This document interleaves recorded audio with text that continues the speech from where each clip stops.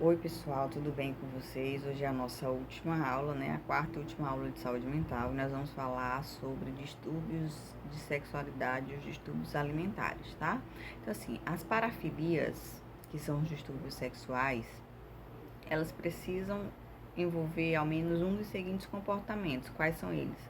Atividade sexual envolvendo o uso de objetos inanimados, um sapato, uma bolsa, tá? Crianças, animais ou cadáveres. Atividade sexual envolvendo sofrimento ou humilhação do próprio indivíduo ou do seu par, quando você sofre ou quando você faz o seu par sofrer. E atividade sexual sem o consentimento ou participação da outra pessoa envolvida. Então, bora lá. Então, assim, a gente tem o fetichismo, que é quando envolve o uso de objetos inanimados, né? Bolsa, sapato, uma peça de lingerie específica, tá? Então, assim, você pode, de vez em quando, colocar uma lingerie nova, né? Ou então o parceiro usar uma peça de lingerie com o intuito de agradar o parceiro ou agradar a ambos, tá? Mas no caso do fetichismo, o prazer só é alcançado com a presença daquele objeto. E para ser considerado um distúrbio, é preciso que essa atividade, ela perdure por 6 meses ou mais. A gente pode ter a zoofilia, que é o uso repetido de animais como objeto preferido ou exclusivo de despertar da excitação sexual, né? Geralmente é comum essa prática no início da adolescência, quando os meninos eles se utilizam de animais para iniciar as experiências sexuais, tá ok? Pode ser um cachorro, uma cabra e por aí vai. Já teve relatos, eu já ouvi relatos em sala de aula, né, do uso de pato, de galinha, desse tipo de animal. A necrofilia, que é a excitação obtida através da manipulação e do coito com cadáveres, né? Então, assim, a pessoa, ela sente prazer em ter relação sexual com alguém que já morreu. No caso, a gente pode ter ainda o exibicionismo, que é quando a pessoa, ela expõe os órgãos genitais a um estranho, né? A pessoa tá aqui, não tá esperando e, de repente, uma pessoa chega expondo o seu órgão genital. O masoquismo sexual, que é quando o prazer sexual ele vem do fato de sofrer abuso físico ou psicológico ou de ser humilhado, né? E o sadismo sexual, que é quando a excitação é gerada por você causar sofrimento físico ou psicológico a outra pessoa. Então, assim, o filme 50 Tons de Cinza, né, que eu acredito que a maioria já assistiu, quem não assistiu pode procurar assistir, ele aborda muito essa questão do sadismo, né, que o personagem principal, ele contrata mulheres, né, para elas serem escravas sexuais dele, e aí ele submete elas a um questionário, e aí elas aceitam, até que ponto elas aceitam sofrer, né, a questão de ser amarrada, a questão de ser chicoteada, tudo isso faz parte do sadismo sexual. Eu até costumo brincar em sala de aula que se fosse um pobre, caberia a Lei Maria da Penha, né? Mas como ele é milionário e é lindo, é a questão de uma história de amor. A gente tem ainda o froteísmo, né? Que envolve o ato de tocar e esfregar uma pessoa sem o seu consentimento. A gente ouve muitos relatos em casos de ônibus, né? Em metrô, que a história do o tarado que estava se esfregando, que estava tocando, acontece muito dentro de ônibus e de metrô.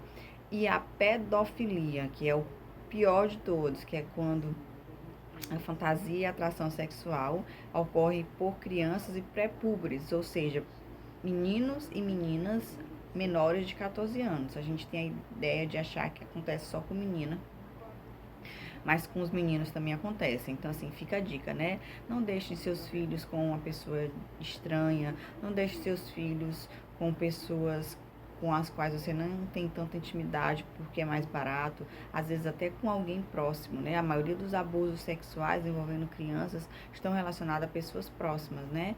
Então, assim, é preciso a gente confiar desconfiando, né? E ensinar os nossos filhos onde pode e onde não pode ser tocado. O ideal é que desde cedo a gente comece a nomear os órgãos sexuais e ensine para essa criança as pessoas que podem tocar, para evitar que essas crianças não sofram qualquer tipo de abuso, tá? Bora lá. Então, assim, dando continuidade, a gente vai falar dos transtornos alimentares, tá? Os dois principais tipos de transtorno alimentar são a anorexia nervosa e a bulimia nervosa. Então, assim, as mulheres, elas sofrem uma pressão muito grande da sociedade por um padrão de corpo perfeito, né? Então, assim, muitas meninas sonham em ter o corpo da Barbie e outras sonham em ter o corpo da Graciane Barbosa, da Viviane Araújo, né? Então, assim, a grande maioria das mulheres, as mulheres reais, elas não são perfeitas como a Barbie, ou como a Gisele Bündchen, ou ainda como a Graciane Barbosa ou a Viviane Araújo. Então, a gente tem que pensar nisso, né? Porque por conta do padrão imposto pela sociedade, essas meninas, elas acabam se maltratando, se submetendo a práticas que fazem mal à saúde do corpo delas como um todo. Então, bora falar um pouquinho da anorexia nervosa, tá? Que ela é diagnosticada quando essas meninas, elas sentem um medo excessivo de engordar, embora elas estejam com um peso abaixo do normal, e a principal característica é a imagem corporal distorcida, né? A perda de identidade em alguns casos. No slide eu até coloquei a foto que mostra uma menina bem magra. Ela já está até abaixo do peso, mas ela se olha no espelho e ela continua se vendo acima do peso, certo? Professora, quais são os sinais físicos, né? O que é que essa menina vai apresentar? Então, assim, por conta de não se alimentar corretamente, por conta de todo o estresse, por conta de toda a ansiedade que ela enfrenta, ela vai apresentar um ciclo menstrual irregular ou até amenorreia. Lembrando vocês que o prefixo a significa não, então amenorreia é a ausência da menstruação, tá? Essa menina ainda vai apresentar um enfraquecimento dos ossos, já que ela não faz uma ingesta adequada de alimentos, ela não vai absorver a quantidade de cálcio recomendada e, consequentemente, esses ossos vão se apresentar enfraquecidos. Ela pode apresentar sinais de desidratação, porque até a água elas tomam de golinho, de pouquinho, com medo de aumentar. A alopécia, né, que é o início a queda de cabelo, que pode causar o início da calvície, e as unhas quebradiças. Essas unhas vão estar frágeis, vão estar bastante quebradiças, elas não vão conseguir crescer de forma saudável. A questão da anemia, que é uma deficiência também provocada por conta da má alimentação, né, onde os elementos presentes no sangue que são responsáveis por levar este sangue de forma oxigenada, eles não vão estar na quantidade correta, né? Vão apresentar constipação, que é a questão da privação, elas vão ter uma dificuldade em evacuar, né? De eliminar as fezes, por quê? Porque elas, além de não se alimentarem da forma correta, elas também não bebem água na quantidade correta, e aí causa essa constipação. Elas podem apresentar uma hipotensão, né? Hipo é uma diminuição da pressão, uma hipotermia, que é uma diminuição da temperatura, além da desnutrição. Elas vão se apresentar desnutridas. Como é que a gente sabe se alguém está desnutrido ou não, ou está com peso eutrófico, né, que é o peso normal, ou está acima do peso, está obeso? Através do cálculo do IMC, que vocês devem ter aprendido lá em nutrição. Então, pega-se o peso, né, divide-se pela altura ao quadrado, que é a altura versus a altura, e aí você chega a um determinado valor. E aí, através desse valor, você vai descobrir se o paciente está desnutrido, se ele está com peso normal ou se ele está acima do peso. Mas só que muitas vezes, só de você olhar visualmente, você já sabe que aquela pessoa está desnutrida, tá? Então, assim, outras características que estão presentes na anorexia nervosa: o medo excessivo de engordar. Se ela tem medo de engordar, consequentemente ela tem medo de engravidar. Essa menina, ela tende a recusar a feminilidade, né? embora ela esteja magra, esquelética, como eu coloquei no slide, ela tem medo de ter os quadris largos e ter seios avantajados, né? Porque o padrão dela é ser magérrima, ser esquelética, né? Como eu coloquei aí na figura. Um outro transtorno bem presente, né? Bem comum, que é um transtorno alimentar, é a bulimia nervosa. Então, assim, professora, como é que se caracteriza a bulimia nervosa, né? Então, assim, é caracterizado pelo consumo descontrolado e rápido de alimentos em um curto período de tempo. Ela come muito, ela come bastante. E aí, depois, o que é que ela faz? Ela provoca o vômito para que ela não absorva os nutrientes daquele alimento, ou ainda ela faz uso de laxante, porque quando ela toma o laxante, ela provoca uma diarreia, e com essa diarreia junto com as fezes, ela também elimina líquidos, e aí, consequentemente, ela vai diminuir o peso. Se você passar o final de semana com diarreia, quando for na segunda-feira que você for se pesar, você perdeu uma quantidade significativa de peso, né? Agora, você não pode fazer disso um hábito, uma rotina, porque senão você vai ter prejuízos, tá? Professor, essa menina pode apresentar alterações físicas? Com certeza. Essa menina vai estar todo o tempo com a garganta inflamada, por conta que ela vai estar provocando esse vômito, né? Vai ter um aumento das parótidas, que são glândulas localizadas no pescoço, além de alteração no esmalte dos dentes. Por quê? Porque junto com o vômito vem o ácido gástrico, o suco gástrico que está presente no estômago, que faz com que esses dentes se tornem amarelados, tá? Uma outra característica é a questão da halitose, né? Que é aquele mau hálito característico, porque quando a gente vomita, a gente fica com um mau hálito, né? Então, assim, essa menina vai apresentar halitose, além de problemas intestinais pelo uso exagerado de laxantes, porque ela toma tanto laxante que ela vai desregular a função intestinal. E muitas vezes elas podem até apresentar problemas renais pelo uso de diurético. Algumas meninas, com o intuito de emagrecer, com o intuito de não engordar, elas vão tomar medicação diurética, porque elas vão urinar mais e aí, consequentemente, elas vão perder peso. Só que esse excesso de urina, elas também vão perder sais e nutrientes, que é prejudicial para a saúde, tá ok? Então, quem quer emagrecer, procura um profissional da saúde, procura um clínico geral, procura um nutricionista, procura um educador físico para você emagrecer de uma forma saudável, né? Fazendo atividade física, tendo uma alimentação balanceada e vendo como é que está a questão da sua saúde, para que você não fique com problemas de saúde, tá? A gente ainda vai falar ainda, né, sobre o transtorno de pica, né? Quando a gente está na sala, essa palavra os alunos acham muita graça, né? E aí, então, assim, o que é esse transtorno, né? É um transtorno alimentar que é caracterizado pelo desejo anormal em comer substâncias que não são comestíveis. Então, assim, eu fiz uma lista de transtornos, tá? Tem a acufagia, que é ingerir objetos pontiagudos, a amilofagia, que é o desejo de comer amido, o autocanibalismo, né, comer partes do próprio corpo, cautopireofagia, que é ingerir palitos de fósforos apagados, caniofagia, que é comer pó, coprofagia, comer excrementos, né? A hemetofagia, que é comer vômito, geomelofagia, comer frequentemente batatas cruas.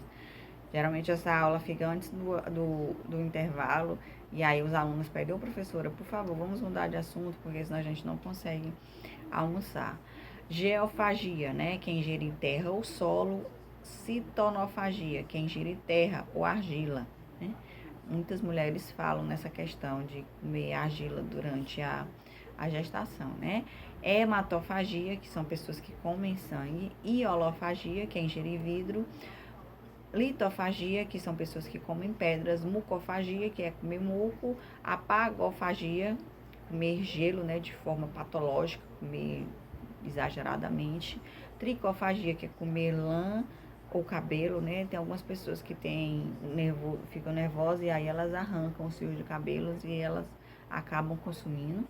A urofagia, que é ingerir urina, e a gilofagia, que são pessoas que comem madeira. tá? Então, assim, todos esses transtornos estão dentro do transtorno de pica, que é um transtorno alimentar. A gente vai ainda falando dos transtornos alimentares, a gente tem a vigorexia, né? Que aparentemente é uma coisa saudável, só que ela acaba se exacerbando, se exagerando e causando prejuízos.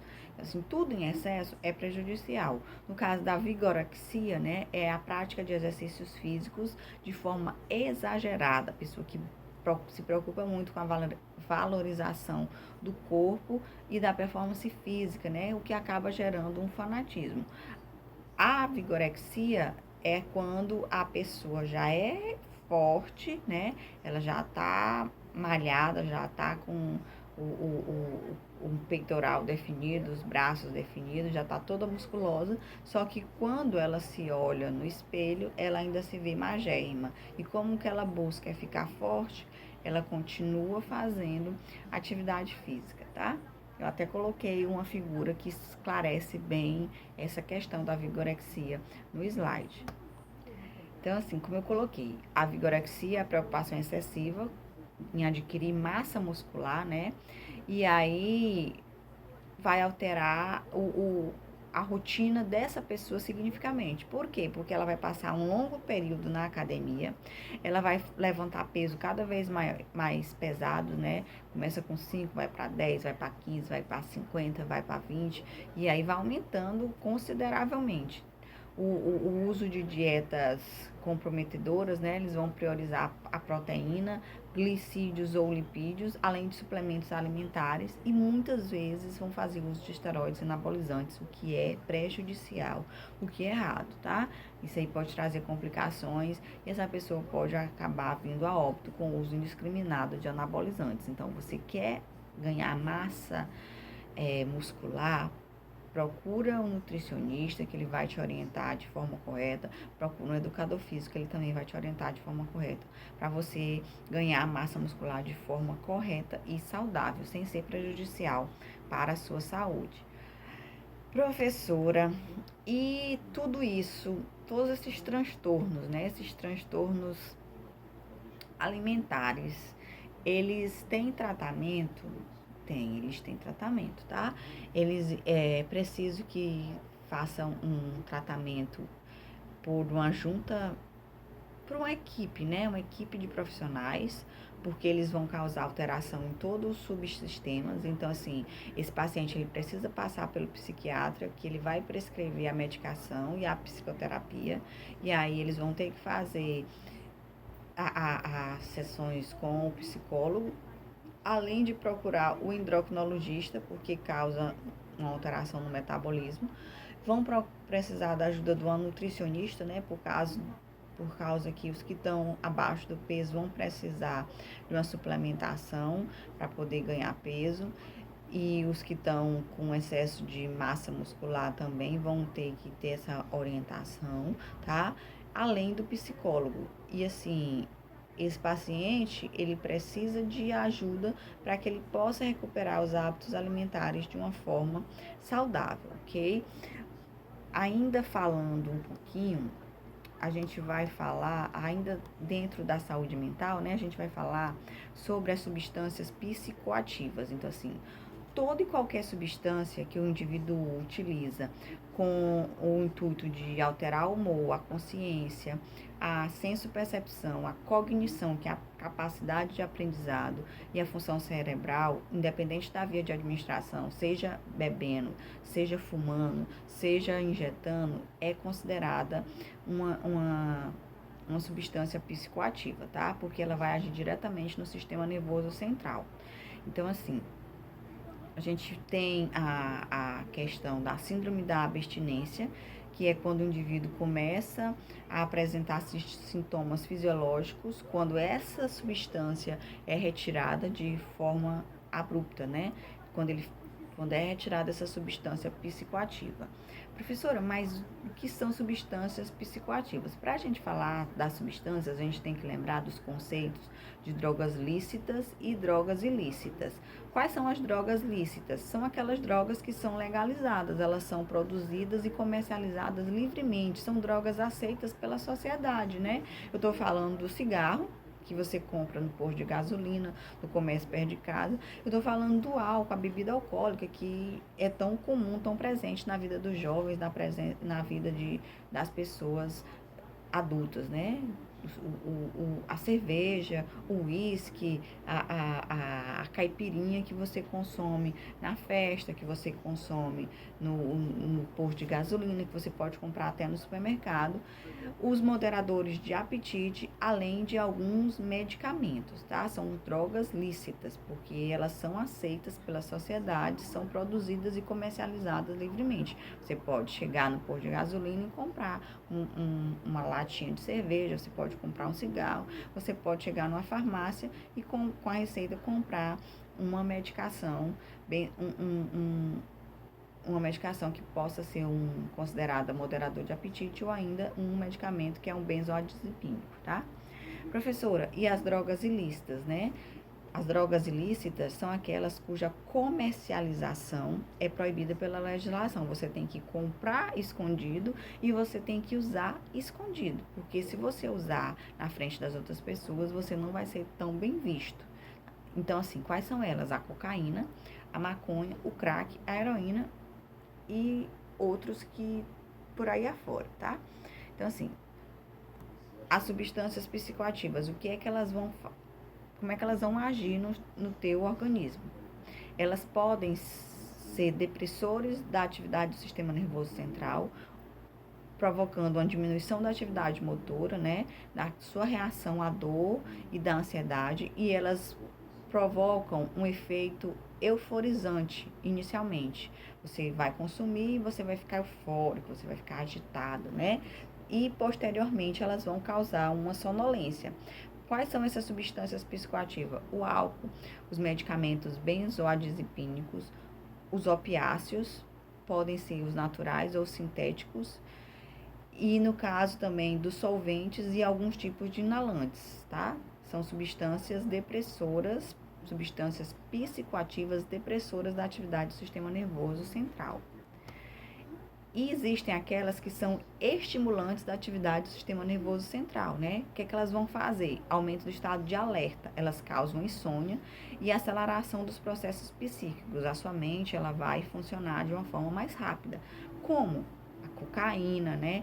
As anfetaminas, a nicotina que está presente no cigarro e até a cafeína que a gente encontra no café, tá? A gente ainda vai ter os perturbadores da atividade do sistema nervoso central. O que eles vão causar, né? Fenômenos psíquicos anormais. Como, professora? Podem causar alucinações e delírios, né?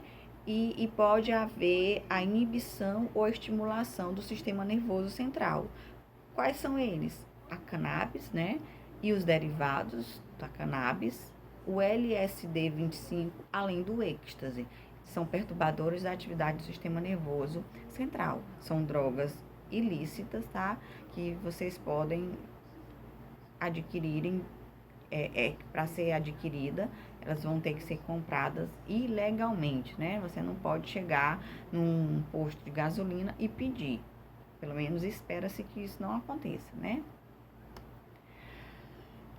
Dentre ainda as substâncias psicoativas, a gente precisa falar um pouquinho sobre os transtornos mentais que são gerados pelo uso do álcool, né? Sim, as pessoas, elas têm muito preconceito com as drogas ilícitas, mas o grande vilão da sociedade é o álcool, porque a partir do momento que a pessoa começa a fazer uso do álcool, ela acaba fazendo uso de outras drogas. E assim, é através do uso do álcool que as pessoas dirigem embriagadas, né? Provocam acidentes, acabam se machucando a vida de outras pessoas, né? Aquela velha história, se beber, não dirija, né? Passa a direção para outra pessoa, pede um Uber para voltar para casa, porque álcool e direção são coisas que não combinam, né? E muitas vezes o uso do álcool e direção pode causar prejuízo para a vida da pessoa que está dirigindo e para a vida de um inocente que estava indo para o trabalho ou voltando do trabalho e acaba perdendo a sua vida. Então, assim, falando do transtorno mental do uso do álcool, a gente pode encontrar um quadro de intoxicação alcoólica aguda, que é uma condição clínica que é decorrente da ingestão aguda de bebidas alcoólicas, quando você ingere a bebida alcoólica em grande quantidade.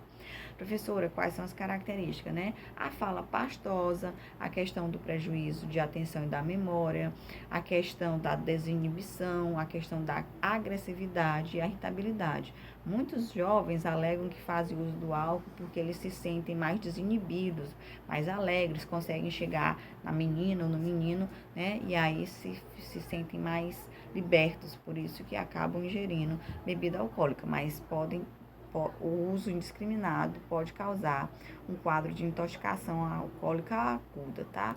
Tem tratamento? Tem, né? A interrupção do uso do álcool, né? Vai ter que fazer uma hidratação adequada e um suporte vitamínico, né? De preferência via endovenosa, né? É preciso que haja essa intervenção farmacológica, tá bom? E os pacientes, eles tendem a ter uma melhora da ansiedade junto com uma medicaçãozinha que é capaz de reverter os efeitos do álcool, que no caso é o flumazenil, tá bom? Uma outra coisa que a gente pode falar ainda dentro das substâncias psicoativas, né, é a síndrome de abstinência do álcool, que é provocada por um conjunto de sinais e sintomas que vai aparecer quando as pessoas bebem excessivamente, né? Aí elas diminuem o uso da bebida ou elas param de beber. O organismo está acostumado com aquela quantidade de álcool, né? Todo dia. E aí de repente tira, aí você vai apresentar sintomas, né? Quais são esses sintomas? Tremores de extremidade, né? Vai tremer as mãos, a pessoa vai apresentar quadro de náuseas e ou vômitos, além da questão da sudorese, né? Apresentar um quadro de ansiedade, vai apresentar diarreia, vai apresentar taquicardia, um aumento da pressão arterial, alterações do humor e do sono e vai ficar com agitação psicomotora, tá? Uma outra complicação grave é o delirium tremens. Esse é caracterizado por alucinações, alterações do nível de consciência e desorientação. O tratamento da síndrome de abstinência alcoólica é a melhor maneira de se prevenir o aparecimento do delírio tremens, né? Então, assim, é preciso que haja a hidratação, o suporte vitamínico e a sedação para esse paciente, né? Quando ele está muito agitado, é preciso utilizar a medicação para que ele diminua essa agitação, no caso o haloperidol. E se houver uma crise convulsiva, também é preciso fazer uso do fenobarbital para que esse paciente saia dessa crise convulsiva, tá? Então, assim, um outro problema provocado pelo consumo excessivo do álcool é a desnutrição, né? Que ela é bem típica do alcoolista e que, se ela não for tratada de forma correta, ela pode provocar um quadro que é denominado de encefalopatia alcoólica aguda, tá? Então, assim, coloquei no último slide uma figura que ilustra bem esse quadro, né, dessa encefalopatia, tá bom? Então, assim, gente, o ideal é que a gente não consuma bebida alcoólica nem um cigarro, mas para quem tem um hábito já de consumir, procurar diminuir o consumo, né? Procurar fazer uma atividade física, procurar ter uma alimentação saudável, para que não tenha a sua qualidade de vida comprometida e não chegue num grau como esse, tá? Eu espero que vocês tenham entendido, tá? A gente fica por aqui. Lembrando que qualquer dúvida, me procurem. E lembrando que a pandemia ainda não acabou, por isso a gente continua com as aulas remotas. E peço que continue mantendo o distanciamento social, fazendo uso da máscara, fazendo uso do álcool gel, fazendo uso da lavagem das mãos toda vez que houver necessidade, tá? Fiquem bem e até a próxima.